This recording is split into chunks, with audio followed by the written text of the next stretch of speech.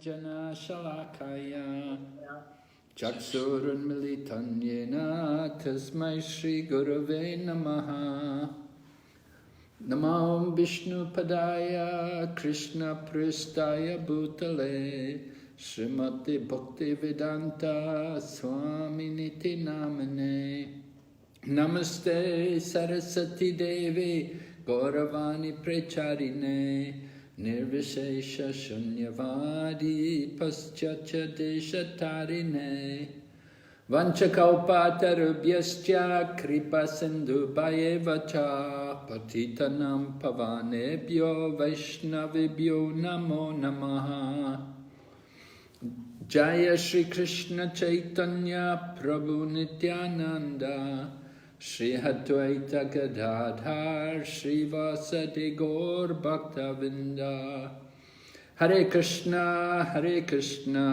Krishna Krishna Hare Hare Hare Rama Rama Rama Hare Hare.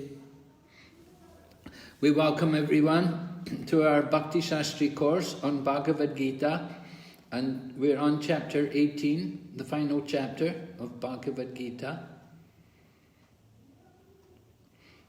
I thought we might make use of our time today a little bit to just run over quickly the questions for chapter 18. I see that the questions are a bit disjointed.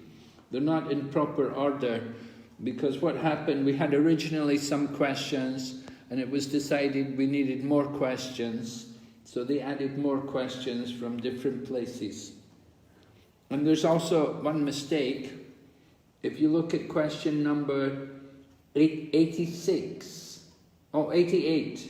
it said, explain the significance of the phrase Dharmyam Samvadam. And then they put 18.7. Of course, it's not 18.7. It should be 1870. So you have to correct that in your soft copy, if you have a soft copy or a hard copy, in your student book, in the list of questions, just add a 0 onto that 7. So Dharmyam Samvadam comes in text in question in sloka number 70 of the 18th chapter. Dharmyam Samvadam means sacred conversation. By studying this with our intelligence, we're worshipping Krishna. That's the special significance of this Dharmyam Samvadam.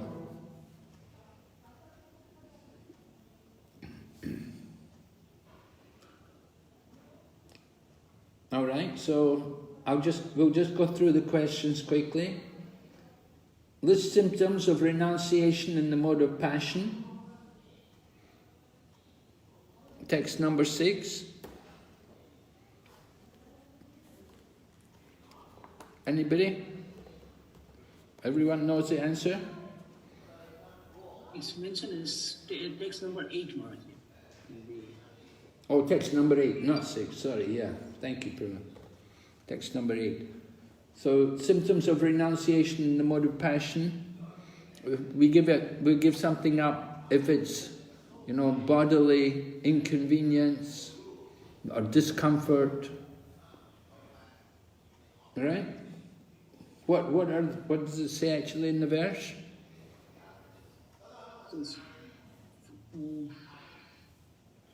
Food dear to those in mode of goodness increase. So this is talking about mode of goodness, man. So we have to say, I think it was, you were right, 6. Text number 8?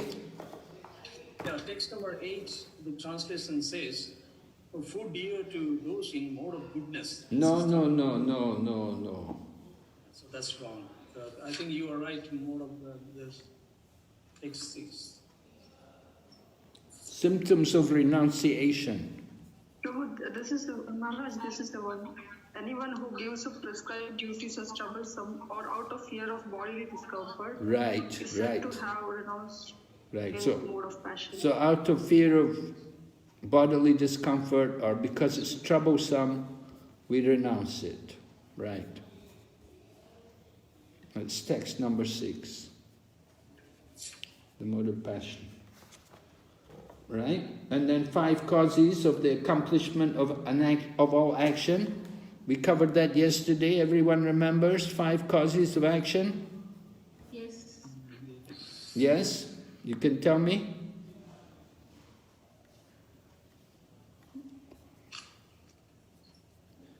The body. Can I say, Maharaj? All right, yes. The body, yes. The doer, various senses, endeavor, and super soul.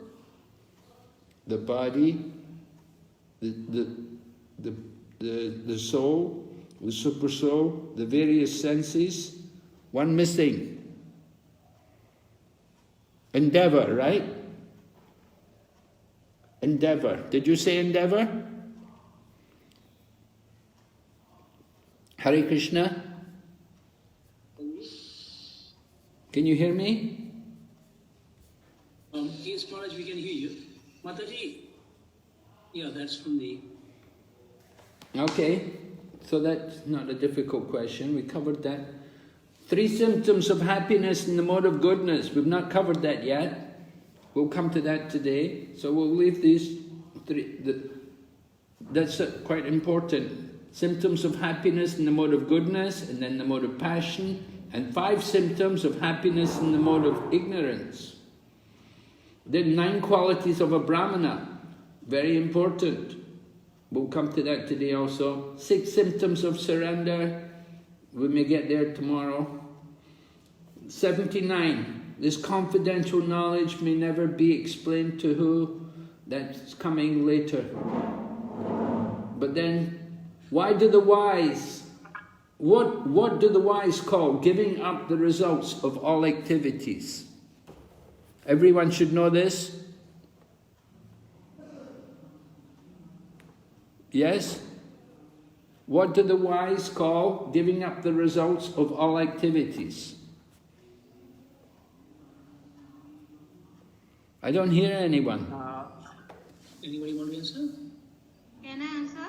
Yes? I'm waiting for yes. I wrote renunciation, tyaga. Tyaga, yes, right. That's right, tyaga. Then 3 acts which should not be given up, even for great souls. Very easy. Yajna, dana, and tapa. Yeah, Prabhu, yes, sir. Yajna, dana, and tapa. Yes, right. Yagna, dana, and tapa. Very good. Right? And then 5 characteristics of a worker in the mode of ignorance. We haven't covered that yet. We'll cover it today. 5 qualities, each of that we haven't covered yet today. All right, then coming on, explain the significance of Krishna being addressed by Arjuna as Keshi Nishudana. Text number 1. Arjuna addressed Krishna as Keshi Nishudana. Why?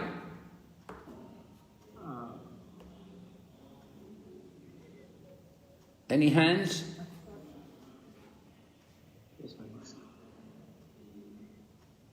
Maharaj, because Krishna had killed the demon Keshi, and even Arjuna wants him to kill that demon of his doubt. Right, right. Keshi is like the doubts, the demons. Doubts are like demons. So Krishna killed the demon Keshi, so Arjuna wants Krishna to kill the doubts in his mind. And then, question 87. Explain Krishna's final opinion.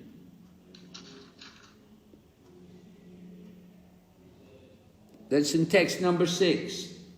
What is Krishna's final opinion?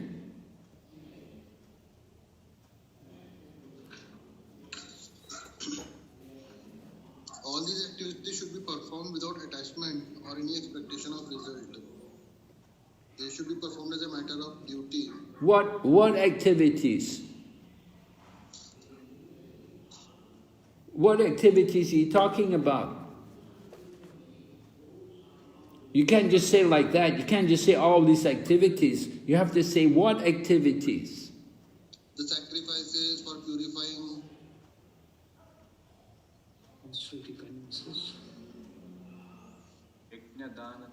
Yes, yajna, dana, and tapa. They should be performed without attachment, without any expectation of result, and as a matter of duty. Right? You have to answer carefully when you're answering these questions. You must say, you can't just say all these activities. You have to explain what activities. 88, explain the significance of Dharma Samvadam. I explained. 89, explain the analogy of the soldier killing. Everyone should know this. Covered yesterday. Yes? What's the analogy? Maharaj, just like a soldier fighting in a battle is doing on the command, on the order of the commander-in-chief, and he does not get any reaction. Similarly, if Arjuna is fighting the battle on the instruction of Krishna, he will not get any reaction for it. Okay, very good. Yes. All right. So you have to be familiar with these questions and answer them, and it'll help you in your closed book test. There's a lot of things to be remembered, actually. Yeah? Okay, we'll go ahead. We're on text number, I think, 25. We were discussing about the modes of nature, how they affect knowledge, and we heard how the modes of nature influence knowledge, knowledge in goodness, passion and ignorance. Then we heard about action in goodness and passion and ignorance. All right? Now we're going to hear about the next thing, text 26, we'll hear about the worker in the mode of goodness and passion and ignorance. The worker. And this is one of the questions. One of the questions was, what are 5 qualities of a worker in the mode of ignorance? 5 symptoms of happiness in the mode of ignorance. But there's another question, 28. 5 characteristics. This question number 82. 5 characteristics of a worker in the mode of ignorance. So, not very easy to remember all these things. So here we have the worker in the mode of goodness in text number 26. Can everyone see the text? Yes, Maharaj, we can see that. All right. So would someone like to read text number 26? Anybody want to read? Hands up. Okay, Anand will ask you to go ahead. Text number 26. One who performs his duty without association with the modes of material nature, without false ego, with great determination and enthusiasm, and without wavering in success or failure, is said to be a worker in the mode of goodness. Now read the next verse, text 27. The worker who is attached to work and the fruits of work, desiring to enjoy those fruits, and who is greedy, always envious, impure, and moved by joy and sorrow, is said to be in the mode of passion. Right. And now read 28. The worker who is always engaged in work against the injunctions of the scripture, who is materialistic, obstinate, cheating, and an expert in insulting others, who is lazy, always morose, and procrastinating, is said to be the worker in the mode of ignorance. Thank you, Prabhu. Yes. Thank you. All right, so 28. This is one of the questions which is listed here. 5 characteristics of the worker in the mode of ignorance. You could say he's always he doesn't follow the injunction of the scriptures. He's materialistic, obstinate, cheating, expert in insulting others, lazy. Not a very nice person to work with, is it? Always morose and procrastinating. And so, people like that, they're the worker in the mode of ignorance.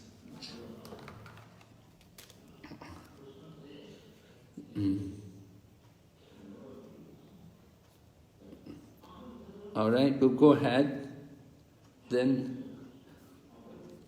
text 29 says, O winner of wealth, now please listen as I tell you in detail of the different kinds of understanding and determination according to the three modes of material nature. So understanding and determination are also influenced by the modes of nature. It's not all the same. Determination, of course, is one of the qualities mentioned by Rupa Goswami to advance in devotional service. Utsahan, Nischaya, Dhairya, enthusiasm, patience, determination. So, but determination is also in the modes. So that you want, of course, as devotees, we are concerned with the mode of goodness. But we should understand these things are also influenced by the modes of nature. All right, someone read text number 30 for us. Somebody want to read? Can you? Yeah. Can I read? Okay, go ahead, Rupa. O son of Partha, that understanding by which one knows that ought to be done and what ought not to be done, what is to be feared and what is not to be feared, what is binding and what is liberating, is in the mode of goodness. Yeah, it's O son of Prita, not Partha. Partha means the son of Arjun. This is Prita, O son of Prita. So this is Arjun. Read the next verse, Prabhu. 29. Oh, 31. 31. O son of Prita, that understanding which cannot distinguish between religion and irreligion, between action that should be done and action that should not be done, is in the mode of passion. And then 30. 32. That understanding which consider irreligion to be religion and religion to be irreligion under the spell of illusion and darkness and strips always in the wrong direction, or Partha, is in the mode of ignorance. So you can see the mode of goodness and the mode of ignorance, they're opposites. Right? Everything's the opposite. Whatever happens in the mode of goodness, it's the opposite in the mode of ignorance. So understanding is also influenced by the modes. Prabhupada explains in the purport here of text number 32, intelligence in the mode of ignorance is always working the opposite of the way it should. It accepts religion which are not actually religious and rejects actual religion. Men in ignorance understand a great soul to be a common man and accept a common man as a great soul. They think truth to be untruth and accept untruth is truth. In all activities, they simply take the wrong path. Therefore, their intelligence is in the mode of ignorance. Okay, we'll go on here about determination. Someone can read?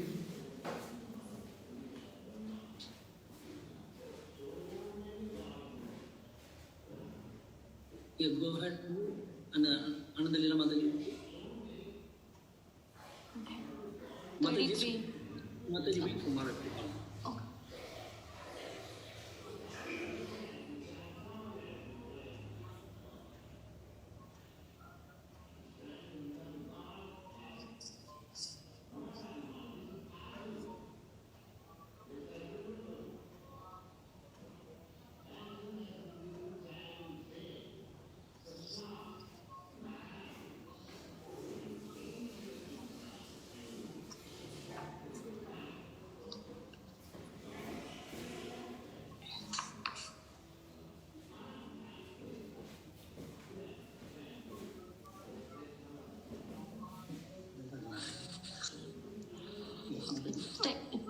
33.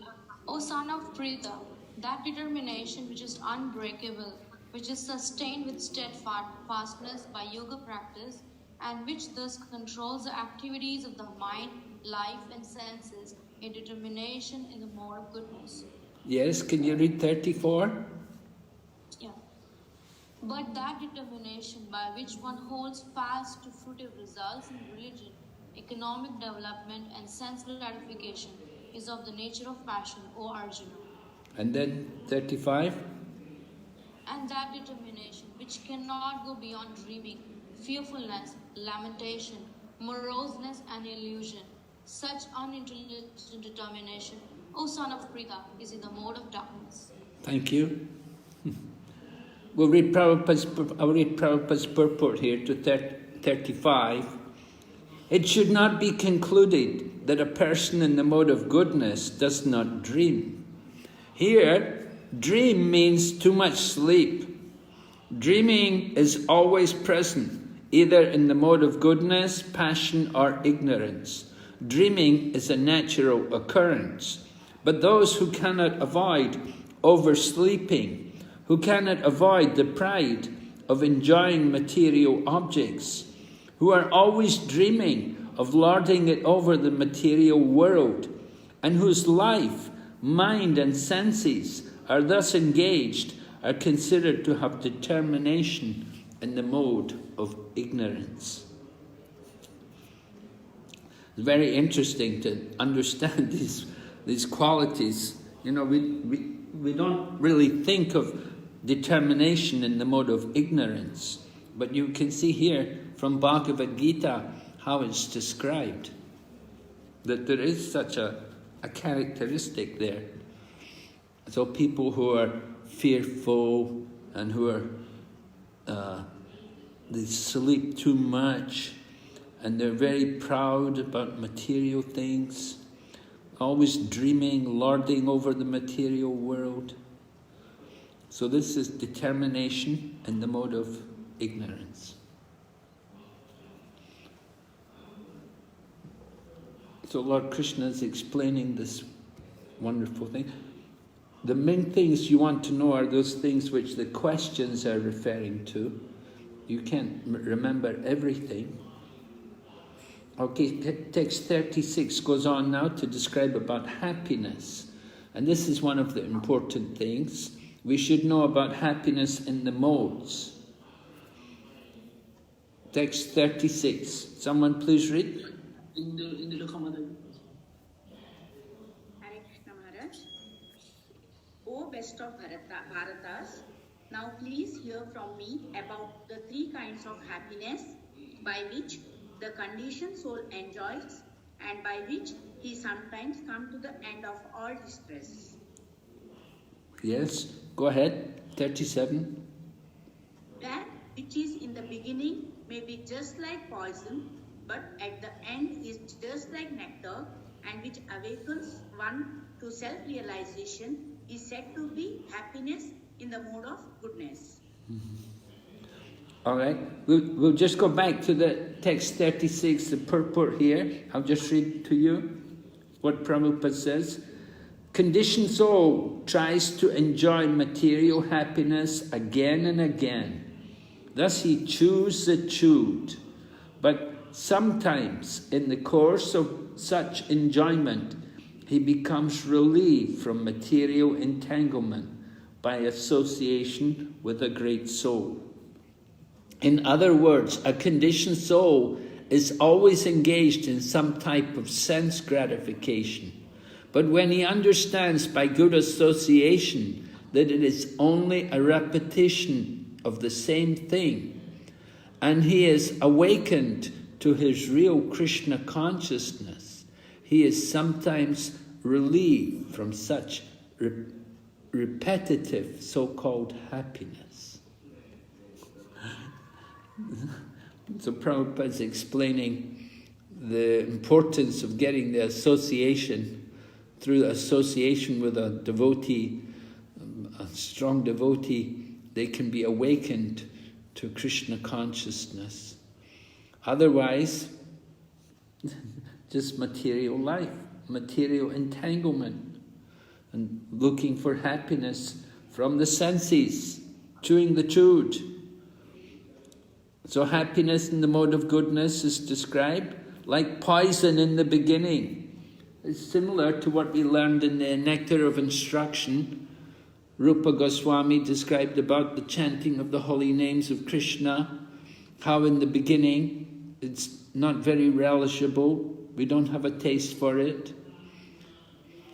We have a saying in Chinese, they say everything is difficult in the beginning. So certainly it's true, in chanting or reading Srimad Bhagavatam, people find it difficult in the beginning to get a taste for reading these things. It's not so, it takes time. But if one is perseverant, gradually the happiness awakens. Right? Rupa Goswami gives the example about, what's the example he gives in Nectar of Instruction? Do you remember? Jaundice. Right, jaundice, yes. Have you had jaundice before? Yes, Maharaj. Yeah, I had it too also. Not very pleasant. Anyway, the cure, you have to take the sugar candy, but it's bitter. So also, happiness in the mode of goodness, in the beginning it's not so much happiness, it's bitter, it's like poison. Waking up early, taking bath in the morning, going to Mangal Arti, chanting japa for 2 hours every morning. These things are like bitter medicine, but they become nectar. Prabhupada says, in the pursuit of self-realization, one has to follow many rules and regulations to control the mind and the senses, and to concentrate the mind on the self. All these procedures are very difficult.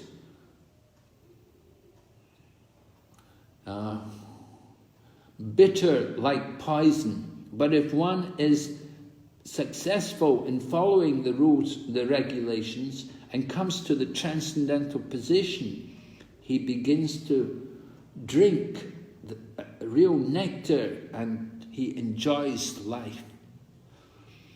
So we hope it all will come like that, right? You want to taste the nectar, enjoy the real bliss. But the problem is people are more attracted to passion. They think passion is more fun, more pleasure. So passion is described, happiness in the mode of passion, text number 38, is it? Yeah? Yeah.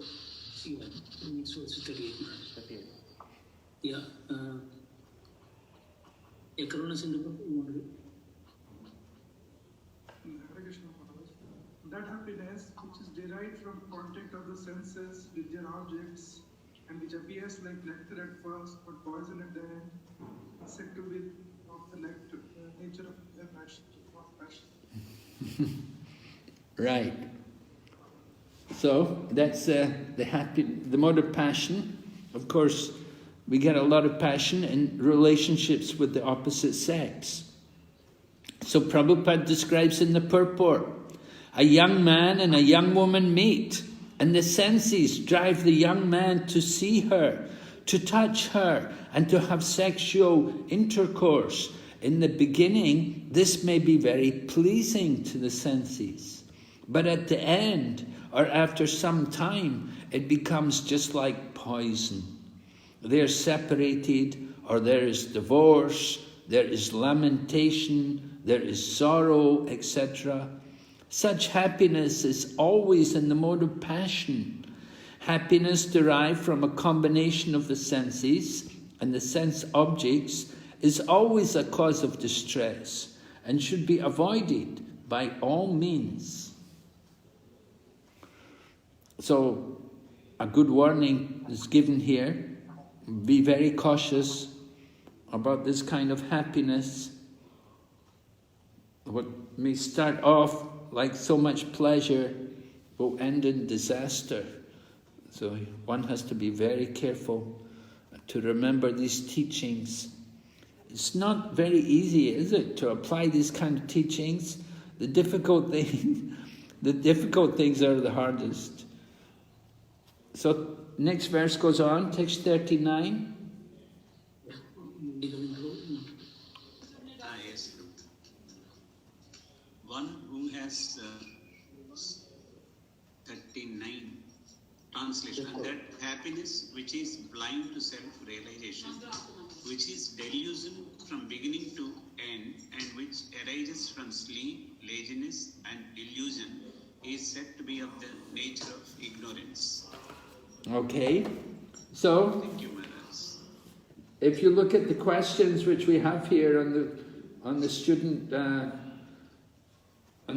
handbook, it's mentioned about they want 5 symptoms of happiness in the mode of ignorance, 3 symptoms of happiness in the mode of passion, and 3 symptoms of happiness in the mode of goodness. So, did you pick out 3 symptoms from the mode of goodness?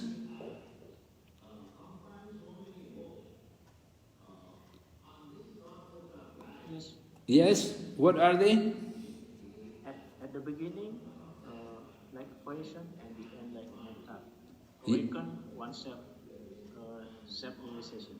Okay, very good. And what about happiness in the mode of passion? In the mode of passion, at the beginning, like nectar, but at the end, poison, and derived from contact of senses. Derived from contact with the senses, right. Okay, good. And now, 5 symptoms of happiness in the mode of ignorance.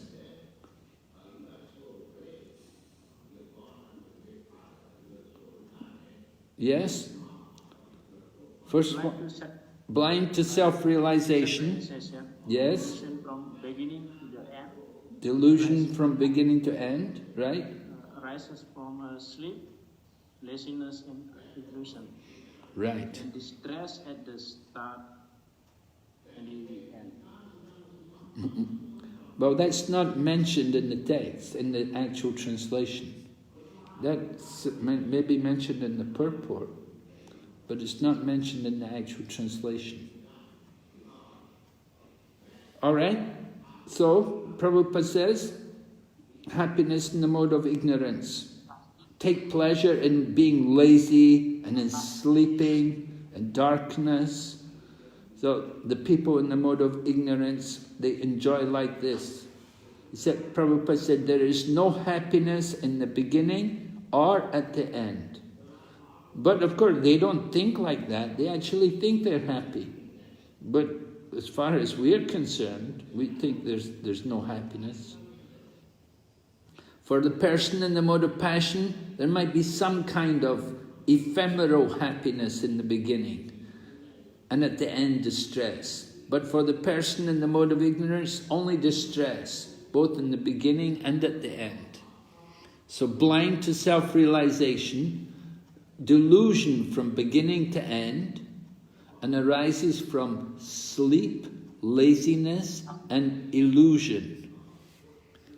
So these kind of things, we have to try to put them in our mind, be able to quote them. Okay, so happiness in the modes of nature was described. We're going to go on to hear more in the next section. Text 40 said, there is no being either here or among the demigods in the higher planetary systems which is freed from these 3 modes born of material nature. The Lord here summarizes the total influence of the 3 modes of material nature all over the universe. So even in the planets of the demigods, they're subject to the 3 modes of nature. Although generally they're in the mode of goodness, but sometimes they also become troubled by the mode of ignorance and the mode of passion. So how powerful the material energy is. It can control everyone, even the demigods. Alright, we'll go on to the next section. We're going to hear about the different varnas and the different duties in each varna.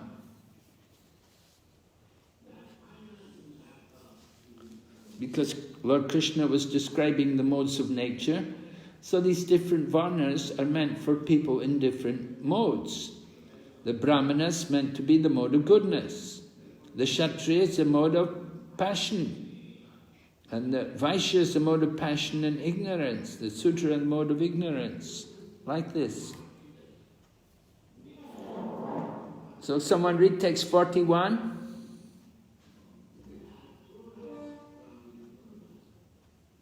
Hare Krishna Maharaj. Brahmanas, Kshatriyas, Vaishyas and Shudras are distinguished by the qualities born of their own natures in accordance with the material modes, both chastiser of the enemy. Yes. Now read the Brahman qualities. Text 42. Yes, ma'am. Peacefulness, self-control, austerity, purity, tolerance, honesty, knowledge, wisdom and religiousness. These are the natural qualities by which the Brahmanas work. Alright? So, Brahmana should be known by these qualities. Qualities like purity. Brahmana is very clean, very pure. Pure in his habits, both internally and externally. Internally, remembering the Lord, and thinking of the Lord, and externally by serving the Lord and chanting the holy name. By taking bath, Brahmana has to take bath regularly, wash the cloth every day.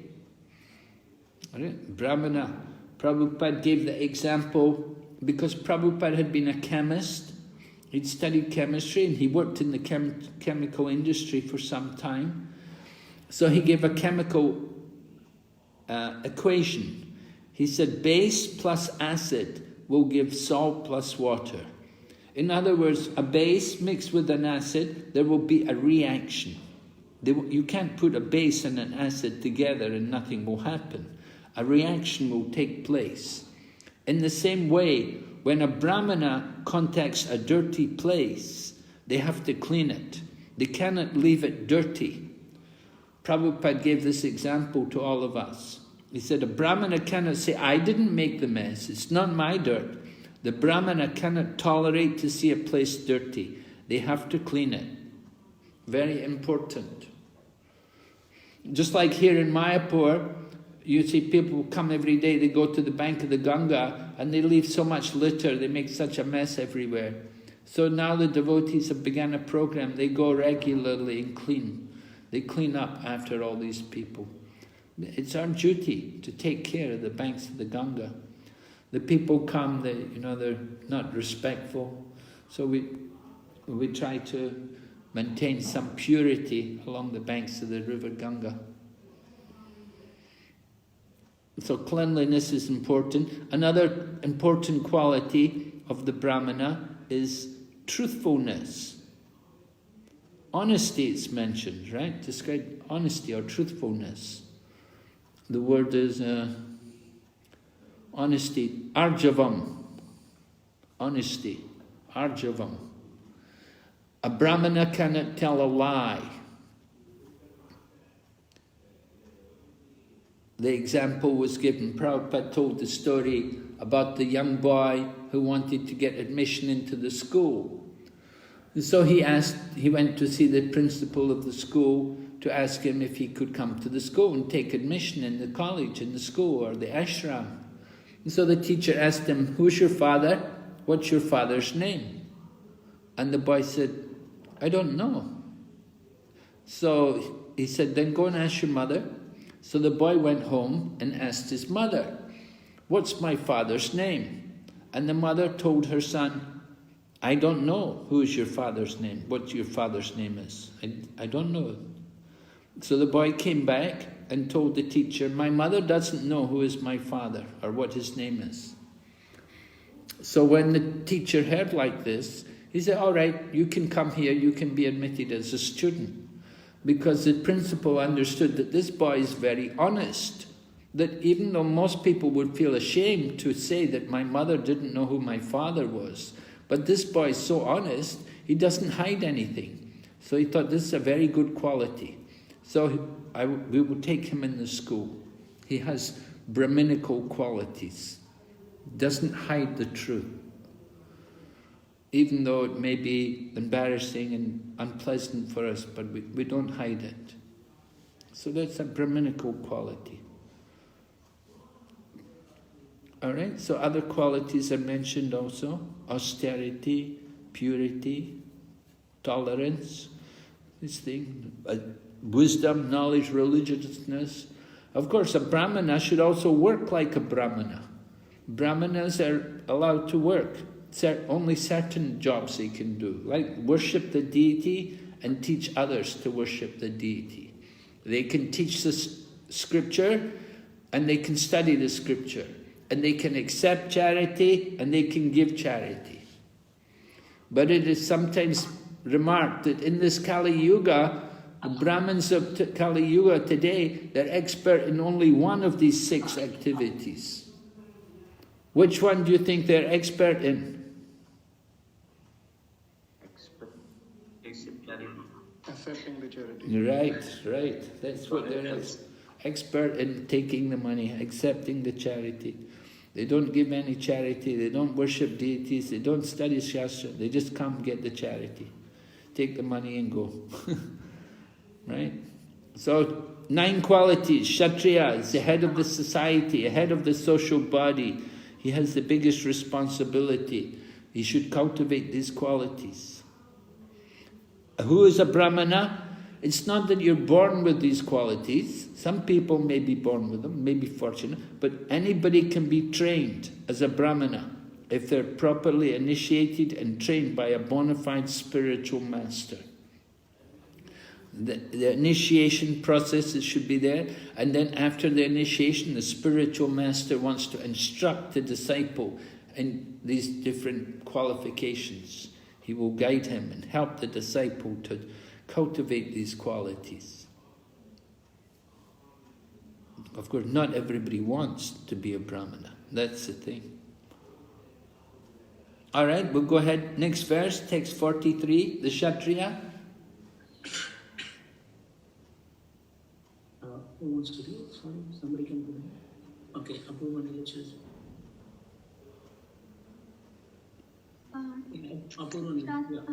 Translation: heroism, power, determination, resourcefulness, courage in battle, generosity and leaderships are the natural qualities of work for Kshatriyas. All right. 7 qualities for the Kshatriya. 7 qualities, and qualities like heroism. They're not cowardly people. They have to be brave. They have to be willing to lead the others and show the example. And leadership, right? Leadership, is that Ishvara Bhav, is it? Yes. Ishvara Bhava, yeah. The nature of leadership. Ishvara Bhav, they have that natural ability to control or direct others. They show a nice example. They're natural leaders. This is the mood of the Kshatriya. A nice example is there that when Maharaj Yudhisthira wanted to perform the Rajasuya sacrifice, and they had to first of all deal with Jarasandha, because Jarasandha was the enemy, of course. He didn't want Lord Krishna, he didn't want the Pandavas to rule. So Lord Krishna arranged that they would go to see Jarasandha. Lord Krishna, along with Bhima and Arjuna, they went to see Jarasandha. But they went disguised as Brahmanas, because he knew Jarasandha liked to give charity to Brahmanas. Although Jarasandha was a demon, he liked to give charity to Brahmanas because he knew he got a lot of benefit from that. So Lord Krishna and Arjuna and Bhima all dressed as Brahmanas, and went to see Jarasandha. So Jarasandha heard Brahmanas have come to get charity. So Jarasandha was very pleased. He came to meet them. But when he was talking to them, he understood, what kind of Brahmanas are these? Their voices are like thunder. You know, Bhima and Arjuna, they're real Kshatriyas. They're Maharatis. So their voices were like thunder when they spoke, you know. They were so powerful, built. So Jarasandha understood these people cannot be Brahmanas. But still, he thought they've come as Brahmanas. I should give them charity. So of course the charity they wanted a fight. They wanted a duel or to fight with Jarasandha. And Jarasandha fought with Bhima. So anyway, that's the point. The Ishwara Bhav, they have this powerful voice, you know. Some people, they have that, just when they speak, oh, you know, you feel so overwhelmed, so affected by the power of their authority. So that kind of leadership. And then there also, it's described encouragement, resourcefulness, determined power, generosity, right, generosity. The example is there of Maharaj Janak. Janak Maharaj, he's one of the Mahajans, and he was the father of Mother Sita, who became the wife of Lord Ramachandra, of course. So Janak Maharaj was a Kshatriya, but he was also very generous. He would give so much charity. He would give to everyone without discrimination. So Kshatriyas are meant to be like that. They're meant to be very generous, that they want to give charity to others.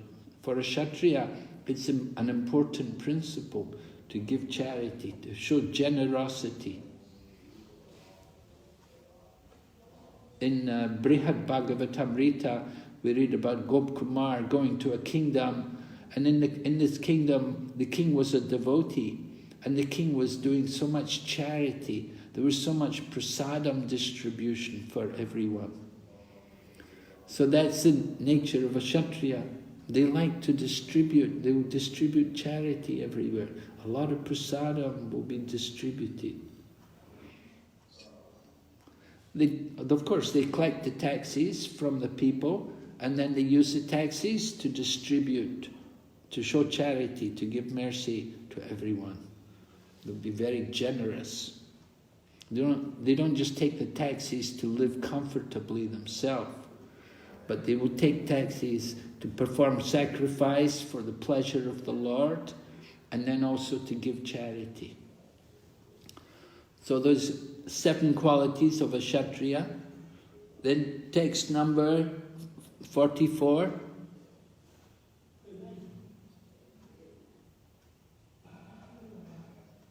Somebody wants to read, please? Please. Yeah, Shyamkunda, go ahead. Yes. 44. Farming, co-protection, business are the natural work for the Vaishyas, and for the Sudras they are labor and service to others. Yes. So the Vaishya, we had 9 qualities for the Brahmin, 7 qualities for the Kshatriya. There are 3 mentioned here for the Vaishya: farming, cow protection, and business. So this is a Vaishya. The Vaishyas. You see, initially the Vedic system was the Brahmana was the head. But the Brahmanas, somehow they became corrupted and degraded, and then the Kshatriyas took over. But the Kshatriyas, without the Brahmins there to guide them, they were also corrupted and degraded. So then the Vaishyas took over. And you got businessmen, different businessmen, politicians there who become prominent, like in America. These people who are all in politics there, they're all very wealthy people, people with a lot of money. But politicians can also be corrupted, and that's why you have things like communism coming. Communism is the movement of the Sudras. The Sudras become the leaders of the society. So like that. the Vedic system fell apart, and you end up with Sudras running the country and Vaishyas, and two are fighting with each other. So Vaishyas, anyway, they're meant to do farming or cow protection and business. Farming and cow protection are the most pious of all occupations. And Lord Krishna himself, of course, came in the family of Nanda Maharaj to show all of us the importance of taking care of the cows. Lord Krishna, he carries the flute to call the cows, and Lord Balaram, he carries the plough. Lord Balaram's doing the farming, and Krishna's doing the cow protection. And the Sudras, for the Sudras, they do labor and service to others. That's their duty. Sudras don't know what to do, they don't have much brain, they're not very active to think what I should do. They have to be told what to do. So the Sudras just take instruction from others. So in the Kali Yuga, it said, Kalo Sudra Sambhavaha. Everyone is a Sudra or lower. By birth, we're Sudra or lower, but we can be reborn, we can be upgraded. Also in this way, the qualities of the four Varnas are described. So sometimes we see a Brahmana become a Kshatriya, and sometimes we Kshatriya become a Brahmana. Right? Do you remember? Can you give the example? Who was the Kshatriya who became a Brahmana? Vishwamitra Muni. Vishwamitra, right. And who was the Brahmana who became Kshatriya? Right, okay, yes. So, we practice Daivi Varnashram. We have to do all these different duties. We may be Brahmins, but we have to also sometimes we have to do work, may do farming, we may have to give management, organize, lead. And so, Daivi Varnashram. Then text 45 goes on, please read text 45. Yeah, I'll read. Yeah, by following his qualities of work, every man can become perfect. Now please hear from me how this can be done. All right, how it can be done, how we can become perfect. Next verse, please read, Prabhu, carry on. By worship of the Lord, who is the source of all beings and who is all-pervading, a man can attain perfection through performing his own work. All right, very important verse, that a man can attain perfection through performing his own work. And you can see that from this kind of verse, people come up with things like, they say, work is worship. Through performing his own work, a man can attain perfection. So they may think like that. They think the work I'm doing is worship.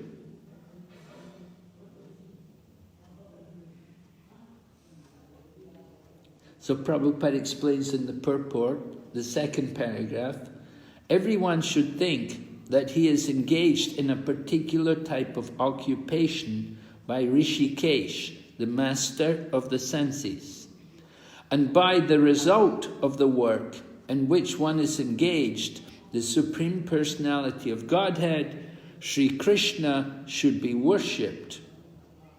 If one thinks always in this way, in full Krishna consciousness, then, by the grace of the Lord, he becomes fully aware of everything. That is the perfection of life. The Lord says in Bhagavad Gita 12:7, Tesha Maham Samudarta, the Supreme Lord himself takes charge of delivering such a devotee. That is the highest perfection of life. In whatever occupation one may be engaged, if he serves the Supreme Lord, he will achieve the highest perfection. So it's not that we just simply work, but we have to have the consciousness that we're working on behalf of the Lord, that we're doing this service for Krishna. We have to, as Prabhupada says, we have to work in Krishna consciousness, in full Krishna consciousness. It means always thinking of Krishna and remembering Krishna's the master, we're his servant. At least we're trying to become his servant. Not very easy thing to become the servant of the Lord. We're trying. So we shouldn't concoct some bogus philosophy that simply work and it's all worship. No, there must be consciousness, the proper mood, the proper attitude that I'm doing this on behalf of Krishna. And the fruit is for Krishna also. Okay, text 47.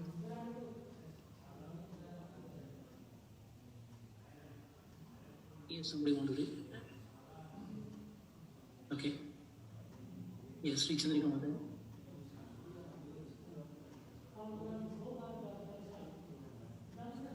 Text 47. It is better to engage in one's own occupation, even though one may perform it imperfectly, than to accept another's occupation and perform it perfectly. Duties prescribed according to one's nature are never affected by sinful reactions.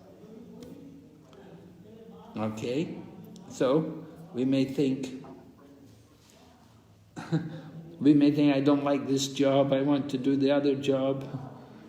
We may think, Prabhupada in the purport gives some little bit example about it. He says in the first paragraph, halfway through,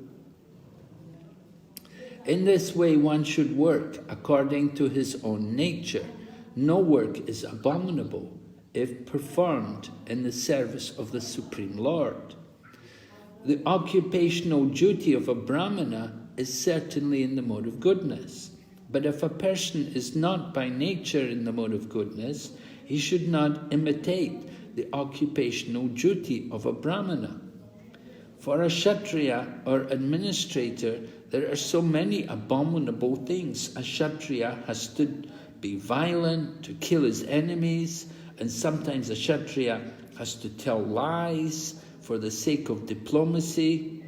Such violence and duplicity accompany political affairs, but a Kshatriya is not supposed to give up his occupational duty and try to perform the duties of a Brahmana. Just like Brahmana, he may also have to do some unpleasant things, just like sometimes a Brahmana may do the animal sacrifice, that kind of thing, not very pleasant, not recommended.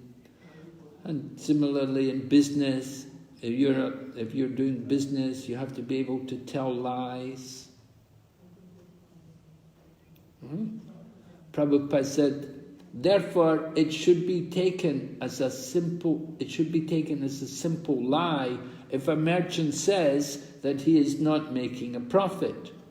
But the merchant should not think that because he is engaged in an occupation in which the telling of lies is compulsory, he should give up his profession and pursue the profession of a Brahmana. That is not recommended. Whether one is Kshatriya or Vaishya or a Sudra doesn't matter. If he serves by his work the Supreme Personality of Godhead. Even Brahmanas who perform different types of sacrifice sometimes must kill animals. There's a story, there's a pastime about Srila Bhaktivinoda Thakur. He tells that when he was a young man, he was given a job working in a store. And he was working in this store. So it happened that one customer came in and he purchased something. And Srila Bhaktivinoda Thakur was serving him and he gave him change.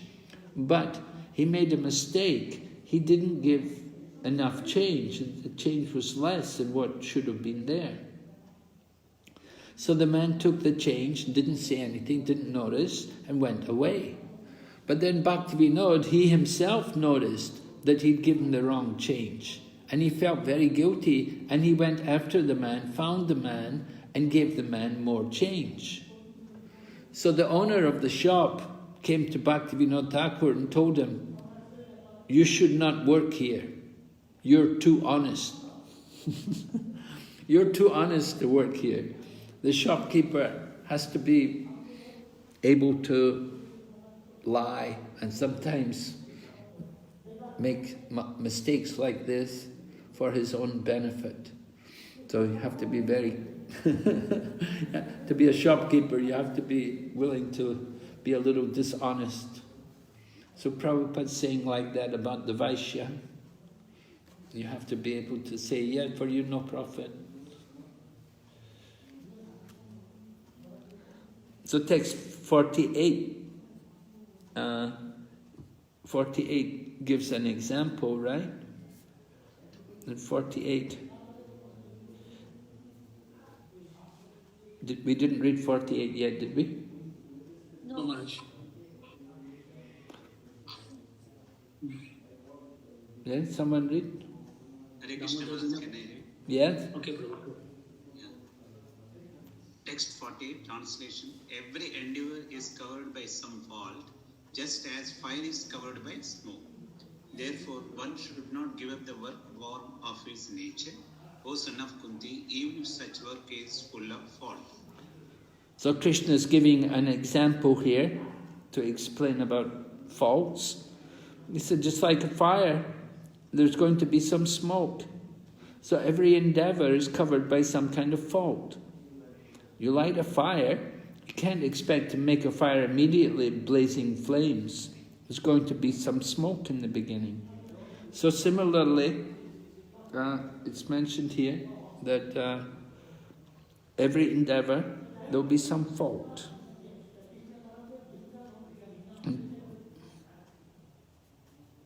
So we cannot expect that we'll find some work, we can do some work without some fault.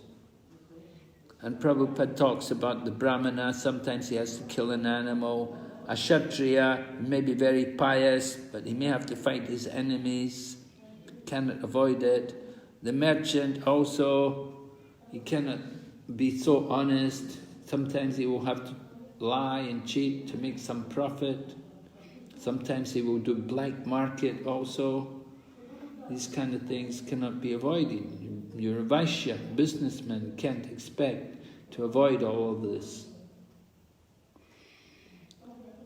Even though a man is a Sudra, serving a bad master, he has to carry out the order of the master, even though it should not be done. Right? You have to, maybe you're working for some man, he tells you to go and do something which is really not proper, but you work for him, you have to do it.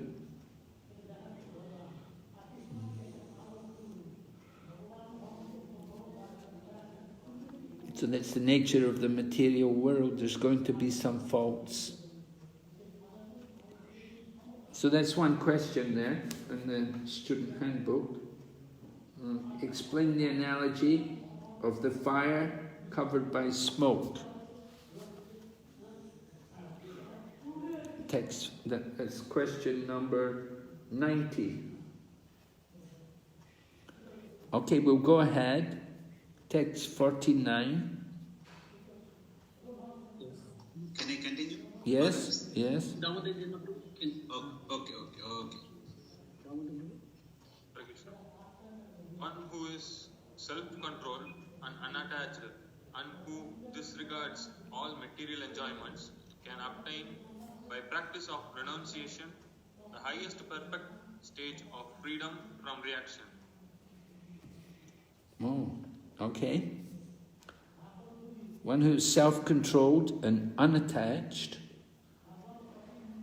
disregards all material enjoyments, can obtain by practice of renunciation the stage of perfection. So what is that stage? What is that stage of perfection? Let's read Prabhupada's purport. Real renunciation means that one should always think himself part and parcel of the Lord, and therefore think that he has no right to enjoy the results of his work. Since he is part and parcel of the Supreme Lord, the results of his work must be enjoyed by the Supreme Lord. This is actually Krishna consciousness. The person acting in Krishna consciousness is really a sannyasi, one in the renounced order of life. By such a mentality, one is satisfied because he is actually acting for the Supreme. Thus he is not attached to anything material. He becomes accustomed to not taking pleasure in anything beyond the transcendental happiness derived from the service of the Lord. So like Prabhupada explains this verse in a very Krishna conscious manner, actually it's the verse itself, word spoken by Krishna, is not so much Krishna conscious, but Prabhupada puts it into a Krishna conscious manner. All right? We need to have a look at the we'll have a look at the PowerPoint presentation just to see what's going on here.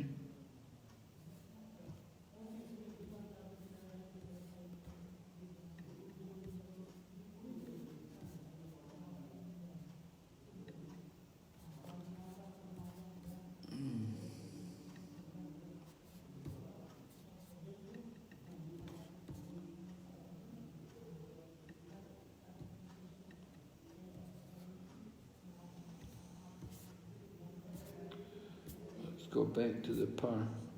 Let's see.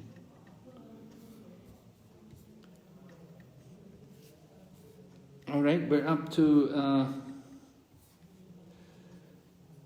we went through the entanglement of the three modes, number 3.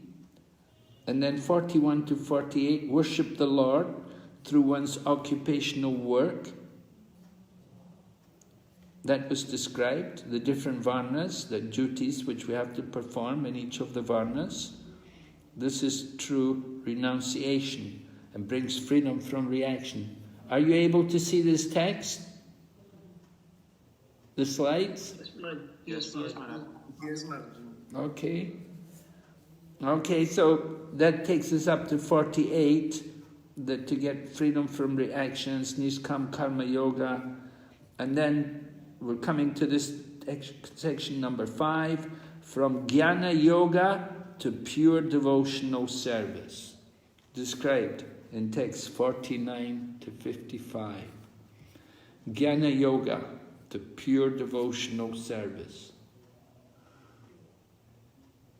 All right, we'll come back to Bhagavad Gita.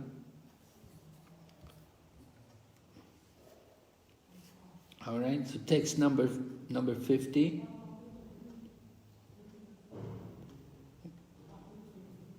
Someone can read? Yes, Maharaj, I have a question too. Okay, let's have some questions, yeah? Okay, regarding that verse in which it was like mentioned, it's like to engage in one's own occupation, even though one may perform it imperfectly. Just try to understand it in a better way. One is finding some faults in his occupation, why not he can switch it if it is he's doing it for Krishna's service. If he's not feeling satisfied in his occupation and in service, and then why can't he talk to the authorities and switch it over? Well, he may be satisfied, but he just may not be able to do the occupation very well. He may not have very much ability to perform the occupation, but he himself may be quite happy to do the work, but he just may not do it as best as well as others.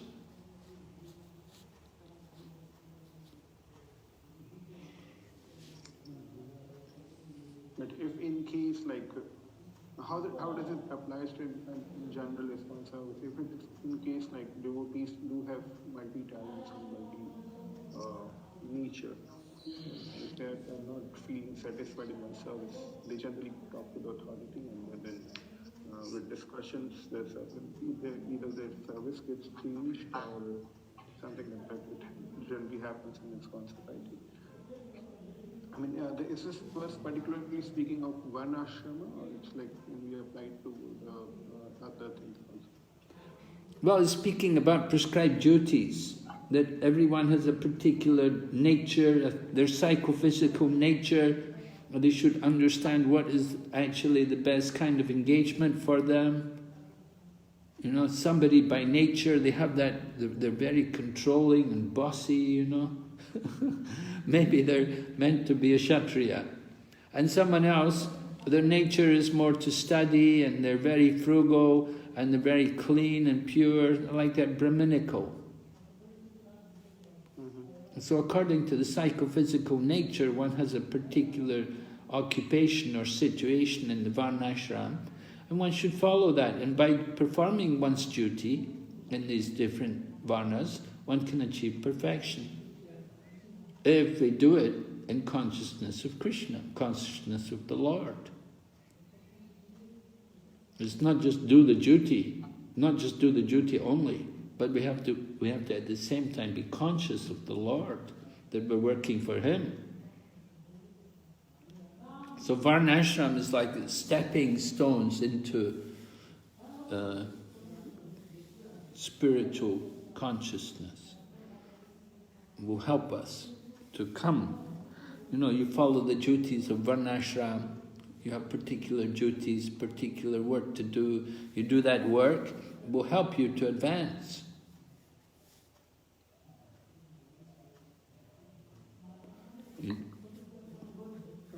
You do things like cow protection. Speak of one ashram, I mean, why it fell apart in the current society.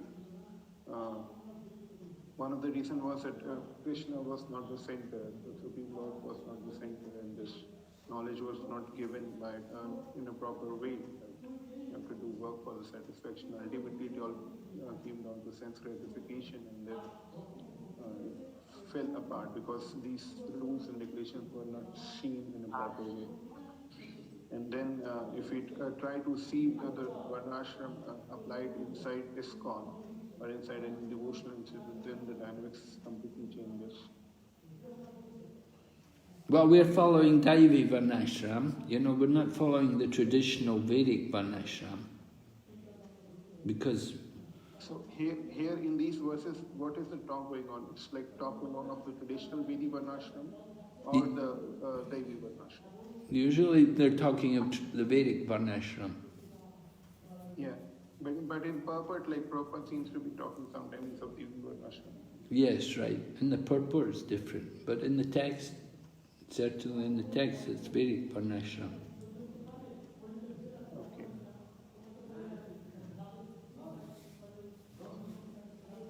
Fine. Mm-hmm. I think Shruti Mataji, she's got a question. Shruti Mataji? Yes? So, Prabhuji, I have a question. Is it appropriate to ask right now? Yeah, go ahead. Speak up.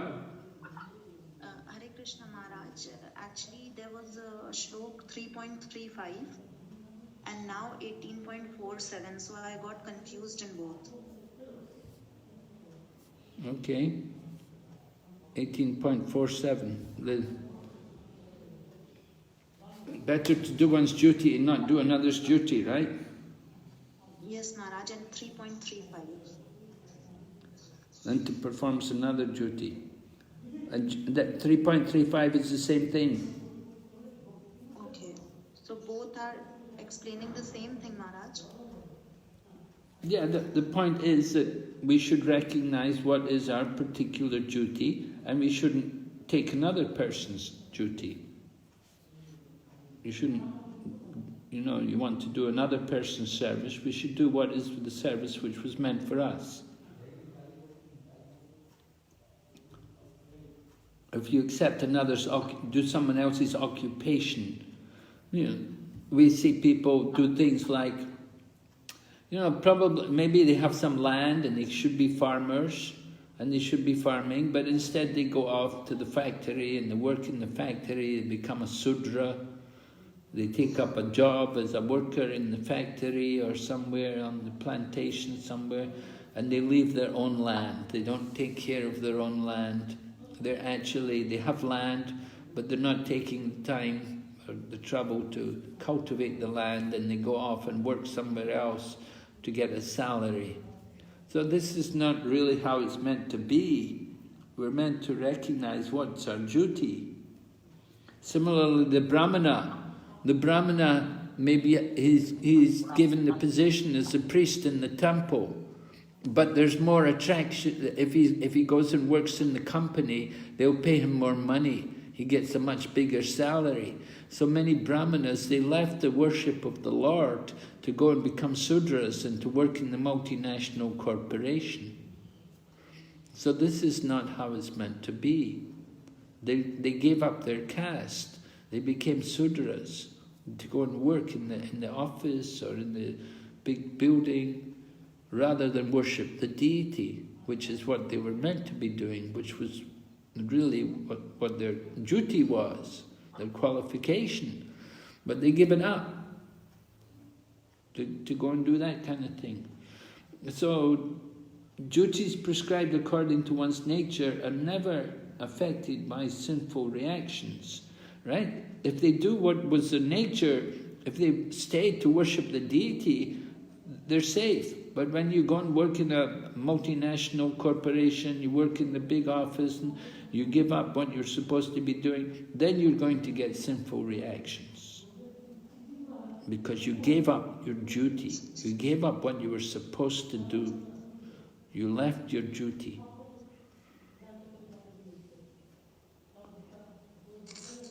Maharaj, regarding this thing, may I just ask a bit? Okay. What you right now said. Like if one is a Brahmana, he's by nature, so how is it that he's getting attracted to the high paid or the salaried employer? If he's having the nature of a Brahmana, then it seems that he would not be attracted to the other field itself. But if he's not situated in a proper nature, maybe he's not the proper Brahmana and doesn't have the nature of a Brahmana, then it may be the case that he's attracted to other fields and other. So what is wrong if he's not having that nature to go to the other field, other activities? No, the point is that he is a Brahmin. Somehow he has that, maybe born in a Brahmana family and he's raised, maybe his father also had been a priest in the temple and was worshipping the deity, and as a young child he would go there to the temple, he would see the deity and so on.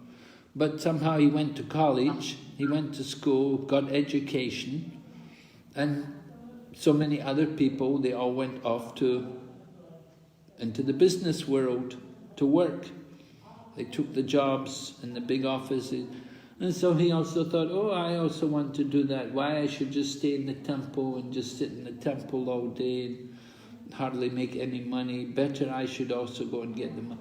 By association, he becomes polluted, becomes contaminated, develops that material interest. Actually, his nature is to be Brahman, but because of association, because of the materialistic environment, he becomes attracted. And he leaves the culture, leaves behind the culture and goes off to sit in the office. So like if you go to the root, I mean, if one is an initial Brahman, first of all, the nature can be easily changed by association. What? One understanding. Can't hear you. The nature can be easily changed by the nature can be easily changed by association. Yes. This is maybe one understanding. Yes, nature is changed by association. The environment wherein people become affected, they become polluted by it. But we said anyone can become a Brahmana if they're properly trained and initiated and trained. They can become a Brahmana. So some people, we see a lot of people, they're Brahmanas by birth, but they're not working like Brahmins. They're not doing what the Brahmin's supposed to do. But they still claim, I'm Brahmin, we're Brahmins. But they don't do the work of the Brahmin. What is the good to be a Brahmin? You're not working like a Brahmin. So this is the point. That they give up the nature. They give up what the opportunity which they actually had. They leave it behind. They want to become doctors or something. They want to become politicians or something. I don't know. Rather than be a Brahmin.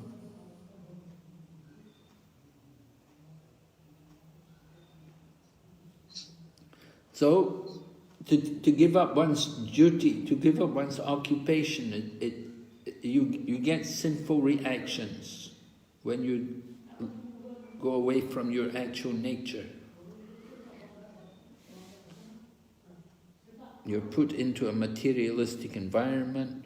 You have to associate in a materialistic atmosphere, and there will be a lot of sinful reactions. You may get more money.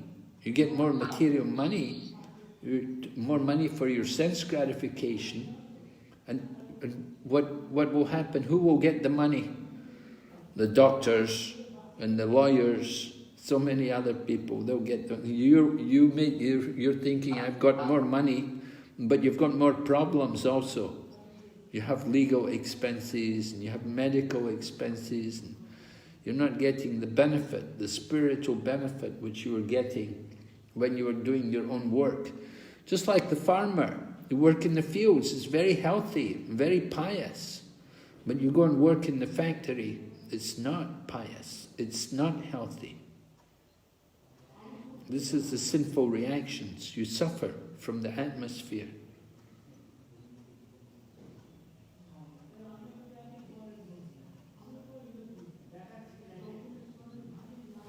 And Prabhupada in the purport, you can see to that verse which you referred to, 47, Prabhupada says, one should act to satisfy the Supreme Lord. Nobody's thinking like that. Nobody's thinking they want to satisfy Krishna. They want to please the Lord. They simply think about their own sense gratification. I need more.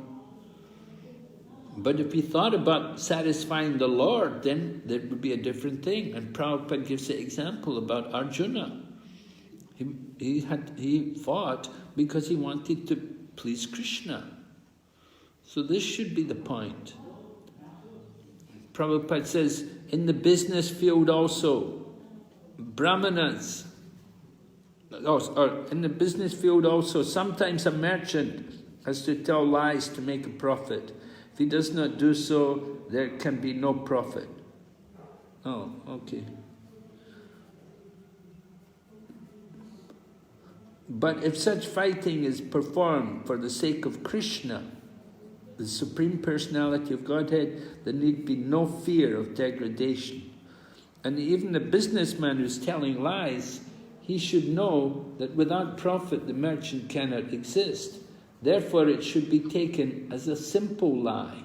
If a merchant says that he is not making a profit, but the merchant should not think that because he is engaged in an occupation in which the telling of lies is compulsory, he should give up his profession and pursue the profession of a Brahmana. That is not recommended. Whether one is Kshatriya, Vaishya or Sudra doesn't matter. If he serves by his work the Supreme Personality of Godhead, even Brahmana who perform different types of sacrifice sometimes must kill animals. The point is, we have to satisfy Krishna, try to please Krishna.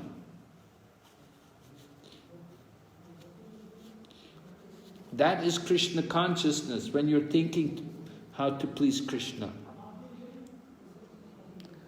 Prabhupada also refers to the 3rd chapter He says in the 3rd chapter, these matters have been clearly and elaborately explained. Every man should work for the purpose of yajna, or for Vishnu, the Supreme Personality of Godhead. Anything done for personal sense gratification is a cause of bondage.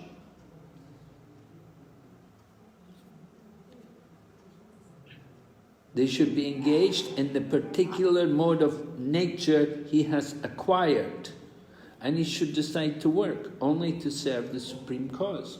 So the particular mode of nature they have acquired. We should recognize we've acquired a particular nature. Okay, they give up the Brahman nature and go and work in the office. So they're no longer Brahman. But they claim, no, I'm Brahman. We're Brahmins. This is the illusion. They want to enjoy the Brahminical status, but they don't want to work like a Brahmin. So this is the fault. So one's meant to perform the duty according to his psychophysical nature. Maharaj, may I just ask another thing? Yes? The same. Now, trying to find out one's psychophysical nature, it's like not a very easy task. As you said that if one goes to school and college, the nature does get changes. So these days it's very, very difficult to find out one's own nature.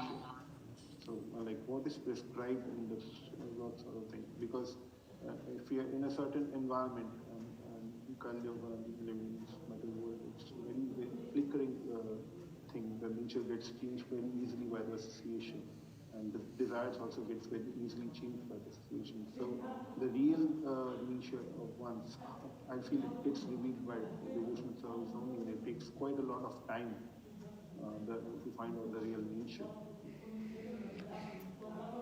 That's why one should actually have a spiritual master. The spiritual master, he observes the person, and he can understand what is the psychophysical nature of the person.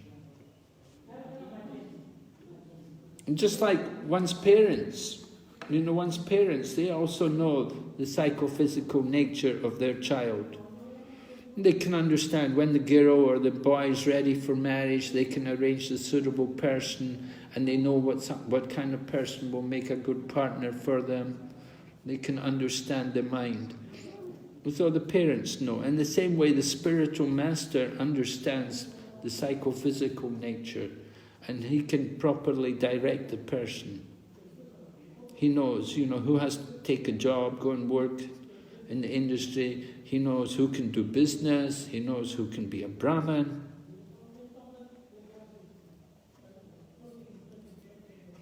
Sometimes we had like one person, he was trying to worship the deity. So he was supposed to perform the arti. So the arti was supposed to take 25 minutes. But he did the arti in 2 minutes. The whole arti in 2 minutes. It was amazing. He just didn't have the Brahminical nature. He thought, nobody's watching me, and he would just go on the altar, he'd blow the conch shell, and 2 minutes later, he'd blow the conch shell again. That was the end of the arti. And we said, hey, just a minute, this is not right. But his nature was just not like that. He just couldn't stand there and worship the deity. But someone else, they can stand there and worship the deity every day. And they're very happy, they feel bliss to do it. They do it out of duty, for the service of the Lord. Just like cooking. Some ladies, they'll cook, and they're very happy to cook. They'll cook for hours. And some people, oh no, cooking, oh no. Go and buy outside. They don't want to cook. And so, people have different natures.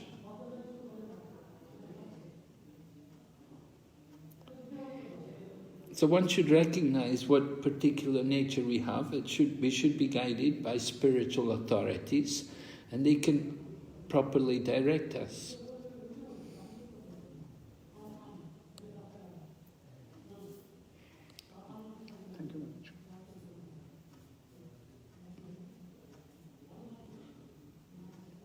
So that's brought out in text 48. One should not give up work born of his own nature, even if such work is full of fault. So it may be like we do something, we do faults. We say, well, I'm not doing it, I can't do it right. But if we keep practicing, keep doing it, gradually it will become right. You can correct the faults. In the beginning there's faults, just like cooking. In the beginning, Prabhupada said cooking is practice. In the beginning, you may not cook very well, but if you keep practicing, keep cooking, it will become better and better.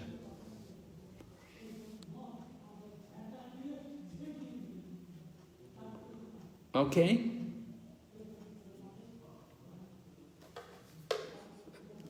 We'll go ahead. We're up to text number 50. O son of Kunti, learn from me how one who has achieved this perfection can attain to the supreme perfectional stage, Brahman, the stage of highest knowledge, by acting in the way I shall now summarize. So Lord Krishna is describing, come to the supreme perfectional stage, Brahman.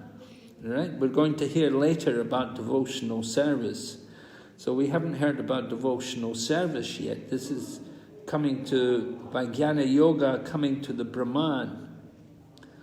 One attains the supreme stage of Brahman simply by renouncing the results of his work for the satisfaction of the Supreme Lord. That is the process of self-realization. The actual perfection of knowledge is in attaining pure Krishna consciousness. That is described in the following verses. So the actual perfection of knowledge is in attaining pure Krishna consciousness. That's going to be described. But first, coming to the level of Brahman. So these next verses describe about coming to the level of Brahman, 51 to 53. Being purified by his intelligence and controlling the mind with determination. Giving up the objects of sense gratification. Being freed from attachment and hatred.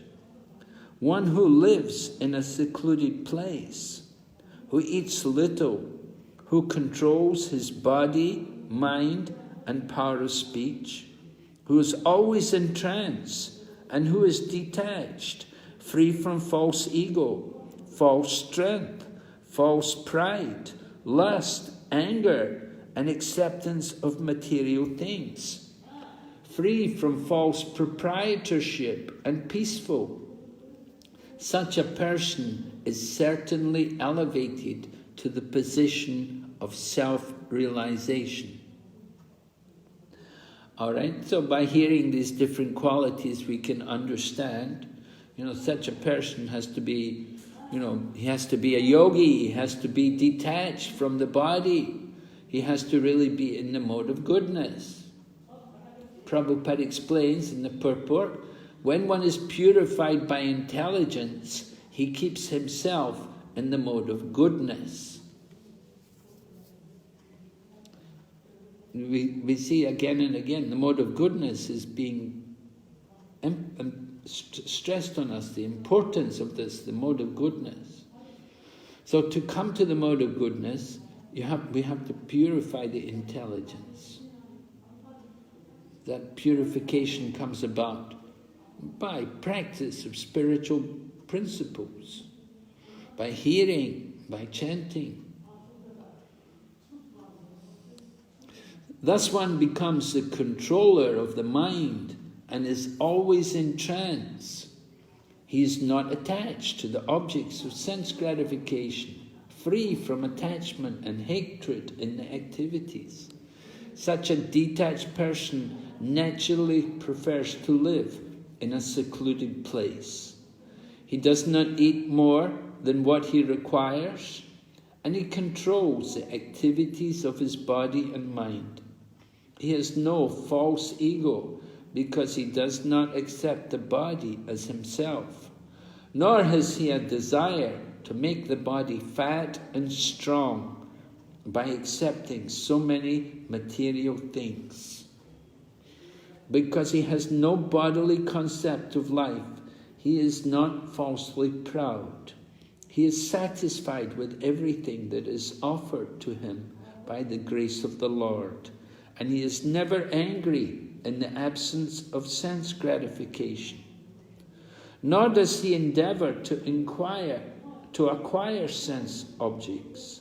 Thus, when he is completely free from false ego, he becomes non-attached to all material things, and that is the stage of self-realization of Brahman.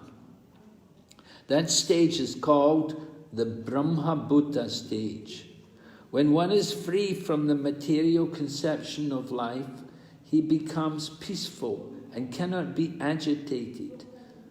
This is described in Bhagavad Gita. Apuryamana machala pratishtam samudram apa pravishanti yadvat tadvat kamayam pravishanti sarve sashantim apnoti nakama kami. A person who is not disturbed by the incessant flow of desires that enter like rivers into the ocean, which is ever being filled, but is always still, can alone achieve peace, and not the man who strives to satisfy such desires. All right, so in this way, coming to the level of Brahman is being described. Different qualities which one should acquire. If he's actually on the level of Brahman, we should see these kind of qualities, these different symptoms exhibited. Being peaceful, undisturbed, not agitated, very calm, relaxed, not in control of the mind and senses. That's the main point, right? So we've heard, from the beginning of the 18th chapter, we heard first Karma Yoga, and then Jnana Yoga. And then from Jnana Yoga, we heard about the different influences of the modes of nature, and we have to transcend the modes of nature. And we can transcend the modes of nature by working, doing the proper work, the work which we're meant to do, what's prescribed for us. And now we're hearing coming to the level of Brahman. And then verse 54, which is an important verse, a well-known verse, describes the qualities of one on the level of Brahman and how they can begin devotional service. Right? Brahma Bhuta Prasanatma. One who has actually come to the level of Brahman, he will be a joyful soul. Srila Prabhupada was very much concerned to see that the devotees should be happy. They should be peaceful in mind. They should be joyful. They should not be morose. Prabhupada had one servant, and Prabhupada noticed how morose he was. He told him, you cannot be in Krishna consciousness if you are morose. If you get angry, you're not peaceful, you're not calm, you're not joyful. This is not Krishna consciousness. It means you're not even on the Brahman. One who is Brahman is Prasanatma. And then Nashochati Nakanchati. They don't hanker for anything, you don't lament anything. Samasarveshu bhutishu, you see all living entities equally. Mad bhaktim labate param. In this way, you can begin devotional service. He takes up devotional service. All right? Any questions? There's a long purport on 54. Oh. Any more questions before we go on? Just one small thing, Maharaj. So coming to the level of Brahman is like different from coming to the level of goodness. It's more higher, just to clarify. It's like coming to the pure goodness. Yes, Brahman is transcendental. Brahman is the transcendental platform. If you've come to the level of Brahman, you've transcended the modes of nature. If you're in the mode of goodness, you're still in the modes. The mode of goodness can be influenced by passion and ignorance any time. So you're not transcendentally situated. But on the platform of Brahman, you're transcendental.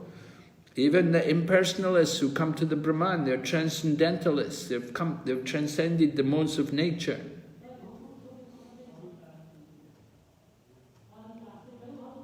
So Brahman is higher than the mode of goodness. Yes. Thank you.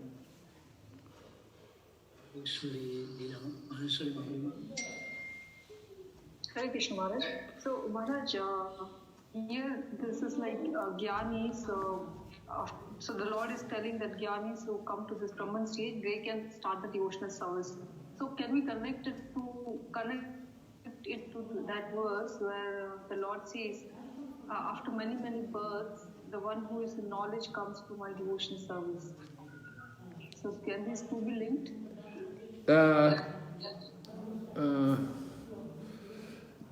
Yes, you can see that after many births and deaths, one who is actually in knowledge surrenders unto me. That verse shows us that by the process of Gyan, you make advancements slowly, right? By the process of Gyan, by just simply taking the path of knowledge, you're going to make progress slowly. It's going to take a long time. It takes many births. Here, this is summarizing. So, coming to the platform of Brahman, right? But we have to go on from the platform of Brahman, right? We want people to go on. The Jnani, he knows, if he knows Vasudev Sarvamiti, that is devotional service. He's come to the level of devotion.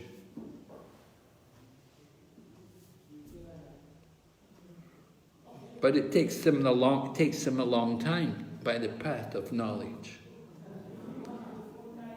The Jnani, he may have he's already come to the level of Brahman, and then he goes on from the level of Brahman to know Vasudev Sarvamiti. So there's similar verses, right? Similar. So Maharaj, like see, the Jnanis mostly they go for in-person Brahman. So that means that they come again and they, after many births like that, then they take up devotional service? Is it like? Well, they may not take up devotional service. They may go back to the material life. They may go back to material welfare activities. Right? Avishuddha Buddhaya. Srimad Bhagavatam says, their intelligence is not yet fully purified. So they may go back again to the material world and take up welfare activities, perform acts, social services, because they don't know about spiritual activities. They don't know actually about devotional service unless they get the mercy of a devotee.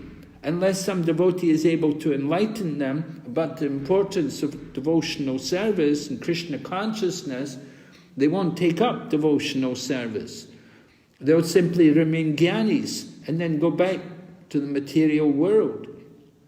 And as a Jnani, they're simply relishing only that their happiness is just mukti. They think the goal of life is liberation, just to become one, to merge.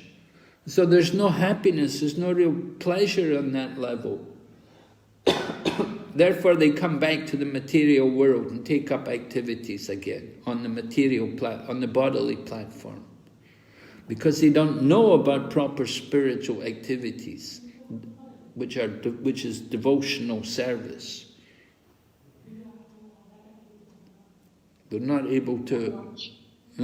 They simply think the goal is merging, becoming one, or negation of desire, stop everything. So they want to negate everything, so they stop everything. So everything's stopped, and they stop activities, no variety, no relationships, no pleasure, and they come back to the material world. Because there's no happiness, there's no satisfaction there. Can you hear me okay? Yes, Maharaj. Yes? Yes, Maharaj.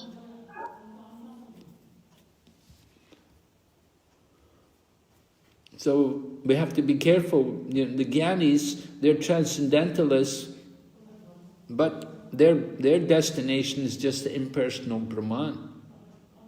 And usually what happens from the impersonal Brahman, they go back to the material world. It's rare that somebody from the Brahman will become a devotee. We have Sukadeva Goswami and the four Kumaras. They were drawn to the impersonalist, but they became devotees. But that's rare. Most Brahmagyanis, most Vedantists and Gyanis, they're speculators, and they go back to the material world. You know, these people who are all Gyanis and mental speculators, what do?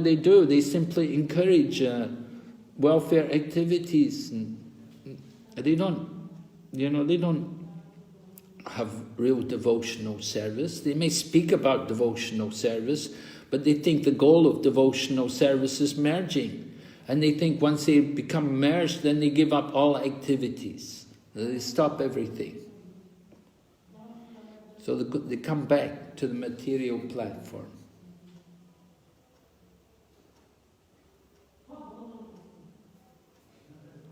So we're trying to preach the message of Lord Chaitanya, which is defeating this impersonalism and voidism. So, but coming to the Brahmabhuta stage, it's an advanced level. You know, they're advanced, they're detached from sense gratification. They've given up all thought of sense gratification, material sense gratification. They have no material desires. They see the soul within everyone. They respect all living entities. So this is Brahmabhuta. They're joyful, they're happy, there's some happiness there. But that happiness is very small compared to the happiness of devotional service. The happiness from devotional service is like an ocean compared to the drop of happiness from the Brahman. Right? The happiness of Brahman is very insignificant compared to the happiness of devotional service.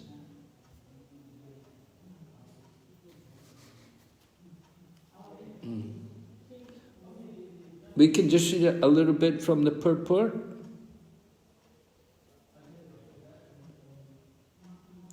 Prabhupada does speak quite a bit about the impersonalist philosophy here in the purport. It's an important purport. It's good to go through it. To the impersonalist, achieving the Brahmabhuta stage, becoming one with the Absolute, is the last word. But for the personalist or pure devotee, one has to go still further to become engaged in pure devotional service. This means that one who is engaged in pure devotional service to the Supreme Lord is already in a state of liberation called Brahmabhuta, oneness with the Absolute. Without being one with the Supreme, the Absolute, one cannot render service unto Him. In the Absolute conception, there is no difference between the served and the servitor, yet the distinction is there in a higher spiritual sense. So Srila Prabhupada is describing about the impersonalists. Their goal is mukti. They think that's it, that's perfection. Of course, they have to work very hard to get liberation. But for a devotee, in Krishna consciousness, very quickly we can come to that level. Very quickly a devotee is brought to that stage of mukti and begins devotional service. It doesn't take hardly any time in Bhakti Yoga. We say Bhakti Yoga is like taking the lift up. These jnanis, they walk up the stairs. In the material concept of life, when one works for sense gratification, there is misery. But in the absolute world, when one is engaged in pure devotional service, there's no misery. Devotee in Krishna consciousness has nothing for which to lament or desire. Since God is full, a living entity who is engaged in God's service in Krishna consciousness becomes also full in himself. He is just like a river, cleansed of all dirty water. Because a pure devotee has no thought other than Krishna, he is naturally always joyful. He does not lament for any material loss or aspire for gain, because he is full in the service of the Lord. He has no desire for material enjoyment, because he knows that every living entity is a fragmental part and parcel of the Supreme Lord, and therefore eternally a servant. He does not see in the material world someone is higher and someone is lower. Higher and lower positions are ephemeral, and a devotee has nothing to do with ephemeral appearances or disappearances. For him, stone and gold are of equal value. This is the Brahma Bhuta stage, and this stage is attained very easily by the pure devotee. In that stage of existence, the idea of becoming one with the Supreme Brahman and annihilating one's individuality becomes hellish. The idea of attaining the heavenly planets becomes phantasmagoria, and the senses are like serpents whose poisoned teeth are broken. As there is no fear of a serpent with broken teeth, there is no fear from the senses when they are automatically controlled. The world is miserable for the materially infected person, but for a devotee, the entire world is as good as Vaikuntha, or the spiritual world. The highest personality in this material universe is no more significant than an ant for a devotee. Such a stage can be achieved by the mercy of Lord Chaitanya, who preached pure devotional service in this age. So very clear purport. Prabhupada is explaining to us the defects of the impersonal philosophy and the great advantage of the Krishna conscious philosophy. You see, all the realizations of the impersonalists, they're all there for the devotee. And devotee is always joyful because he's remembering Krishna. And devotee has no material desires, so his senses don't trouble him. Prabhupada gives the example about the serpents whose teeth are broken. And so the senses are like that for the devotee. Devotee is not troubled by his senses because he is fully engaged in Krishna's service. He doesn't think about sense gratification. There's no fear from the senses because his only thought is to use the senses for Krishna. All right, any questions? This is the level of Brahman. We'll go on and you'll see in the rest of the chapter, Krishna talks about coming to after Brahman, coming to Paramatma, and then Bhagavan. We'll hear the different levels of real life. There's confidential knowledge, more confidential knowledge, and most confidential knowledge. All going to be described. Actually, this level of Brahman, we could call this confidential knowledge. Not everybody knows about it. But then we'll hear more confidential knowledge and then most confidential knowledge. Are there any questions? Anyone? Anybody have any questions?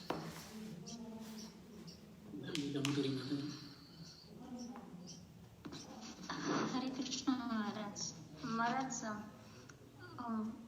we are calling the impersonalist as transcendentalist, but are they not in illusion or ignorance to say that the Lord does not have form? Well, if we speak about Brahmagyanis don't say the Lord doesn't have form. They just say that the Absolute is, they just come to the platform of Brahman. It's not that they blaspheme, they don't commit any offense. They just haven't talked about, they haven't understood that there's an Absolute or that there's a Supreme Personality of Godhead. They simply think of the the spiritual existence, the spiritual realm, the Brahman. Like the four Kumaras and Sukadeva Goswami. They were fixed on the platform of Brahman. They didn't deny that there's a Supreme Lord, but they were attracted to the Brahman. Not that they were saying the Lord doesn't have a form. They didn't say that. They just spoke about the Brahman. The absolute. The impersonal. But they didn't say that, they didn't deny the form of the Lord. They didn't. Even the four Kumars, they had heard about him from Lord Brahma, but they were attracted to the Brahman. Later on, when they met the Lord, when they actually met the Lord, then they were attracted.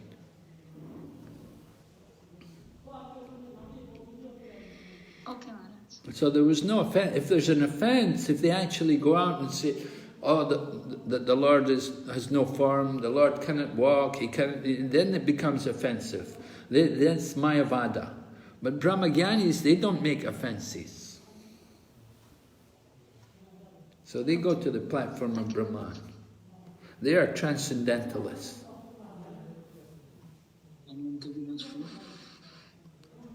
Hare Krishna Maharaj, on the same point, like Shankaracharya and many of them, so are they also Brahmagyanis because they say they also go through this impersonal part, but also I'm confused, like they also say that Krishna is Bhagavan, then why don't they accept Bhakti?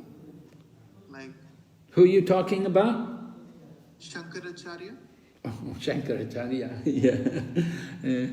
Yeah, well, Shankaracharya, he's he said a lot of different things, At one point he was okay, but then some points he goes off.